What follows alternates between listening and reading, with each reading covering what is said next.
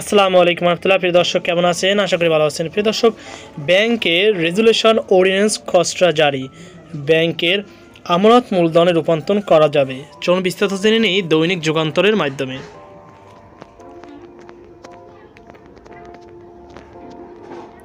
প্রিয় দর্শক, আর্থিক দুরবস্থার কারণে দুর্বল বা সংকটে থাকা বাণিজ্যিক ব্যাংকগুলোর পুনর্গঠন বা আবাসায়ন করতে পারবে বাংলাদেশ ব্যাংক। পাশাপাশি এ ধরনের ব্যাংক অন্য ব্যাংকের সঙ্গে একীভূত করতে পারবে। এক্ষেত্রে কেন্দ্রীয় ব্যাংক আমানতকারীদের আমানতের সর্বোচ্চ সুরক্ষা নিশ্চিত করে প্রয়োজনীয় পদক্ষেপ নেবে। এক্ষেত্রে কেন্দ্রীয় ব্যাংক সংশ্লিষ্ট দুর্বল ব্যাংকের পরিচালনা পরিষদ বাতিল প্রধান নির্বাহীকে অপসারণ করতে পারবে। ব্যাংকের শেয়ার হোল্ডারদের মূলধন বাড়তে পারবে। প্রয়োজন হলে নতুন শেয়ার সৃষ্টি করে অন্য শেয়ার হোল্ডারদের কাছে তা হস্তান্তর করতে পারবে।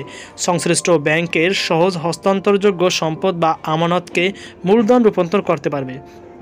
এসব বিধান রেখে বাংলাদেশ ব্যাংক রেজুলেশন অর্ডিন্যান্সের খসড়া তৈরি করেছে। খসড়াটি কেন্দ্রীয় ব্যাংক থেকে চূড়ান্ত করে অর্থ মন্ত্রণালয়ে পাঠানো হয়েছে। অর্থ মন্ত্রণালয় আর্থিক প্রতিষ্ঠান বিভাগ আইনের খসড়াটি তাদের ওয়েবসাইটে প্রকাশ করেছে। সংশ্লিষ্ট স্টেক হোল্ডারদের মতামত গ্রহণের জন্য তাদের মত পাওয়া গেলে এতে প্রয়োজনীয় পরিবর্তন বা পরিমার্জন এনে আইন মন্ত্রণালয়ে পাঠানো হবে। আইনগত প্রক্রিয়া সম্পন্ন করে অধ্যাদেশ জারির জন্য এটি রাষ্ট্রপতির কাছে পাঠানো হবে।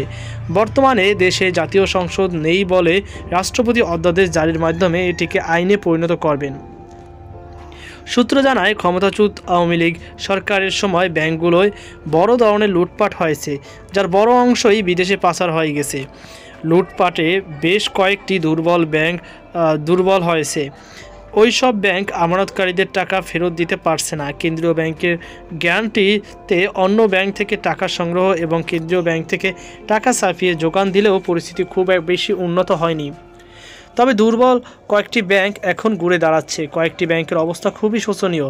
লুটপাটের কারণে ওইসব ব্যাংকের 75% ঋণ খেলাপি হয়ে পড়েছে। কেন্দ্রীয় ব্যাংক থেকে নীতি সহায়ক নিয়েও যেসব ব্যাংক এখনও স্বাভাবিক কার্যক্রম পরিচালনা করতে পারছে না, আমানতকারীদের চাহিদা মতো টাকার যোগান দিতে পারছে না, এমন ব্যাংকে বিকল্প উপায়ে সবল করা বা অবসায়ন করা অথবা অন্য ব্যাংকের সঙ্গে একীভূত করার পদক্ষেপ নেওয়ার জন্য নতুন একটি আইন করতে যাচ্ছে, যার নাম দেওয়া হয়েছে ব্যাংক রেজুলেশন অর্ডিন্যান্স 2025। এতে আমানতকারীদের স্বার্থ রক্ষা করে দুর্বল ব্যাংকের বিরুদ্ধে যে কোনো পদক্ষেপ নেওয়ার ক্ষমতা কেন্দ্রীয় ব্যাংককে দেওয়া হয়েছে।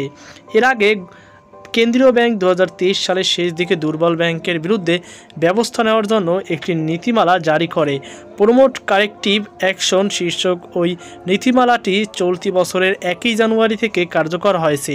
নীতিমালা অনুযায়ী যেসব ব্যাংকে সুশাসনের ঘাটতি, মাত্রাতিরিক্ত খেলাপি ঋণ, তারল্য সংকটে ভুগছে, এমন ব্যাংকের সব ধরনের ঋণ বিতরণ এবং আমানত নেওয়া বন্ধ করতে পারে কেন্দ্রীয় ব্যাংক। পাশাপাশি পরিশোধ বাতিল করতে পারে।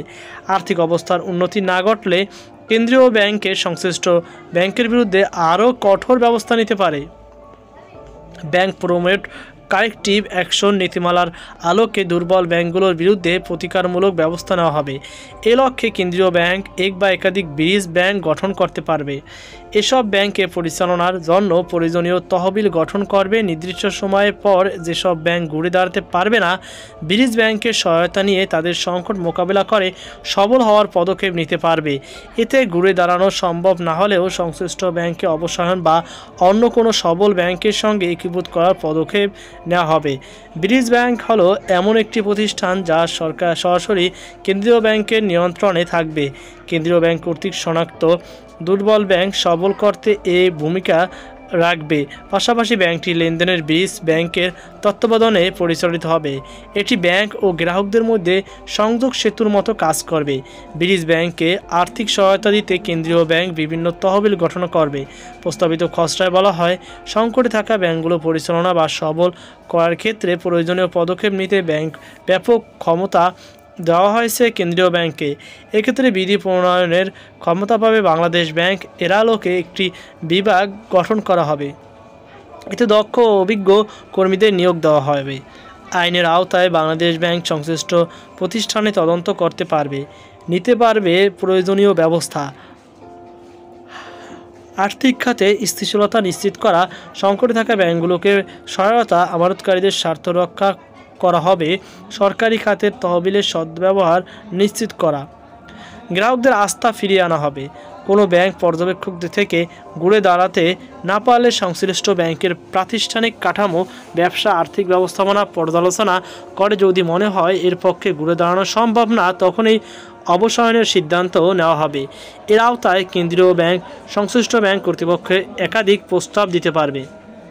এ প্রক্রিয়ায় ব্যাংকের ঝুঁকি, আর্থিক স্থিতিশীলতা, স্থিতিপত্রের সব ধরনের তথ্য বিশ্লেষণ, প্রচলিত আইনগত দিক প্রয়োজনীয় পর্যালোচনা করে নিতে হবে। কোনো ব্যাংক অবসায়ন করতে গেলে কেন্দ্রীয় ব্যাংক সর্বোচ্চ 2 মাস সময় দিয়ে নোটিশ দেবে। এর মধ্যে সংশ্লিষ্ট ব্যাংকে প্রয়োজনীয় কাঠামো নিশ্চিত করতে হবে। তো প্রিয় দর্শক, এই ছিল আমাদের সর্বশেষ আপডেট। এই নিয়ে আপনার কি মতামত অবশ্যই কমেন্টে জানাবেন। সকল ভালো থাকবেন। আজকে পর্যন্ত আল্লাহ হাফেজ।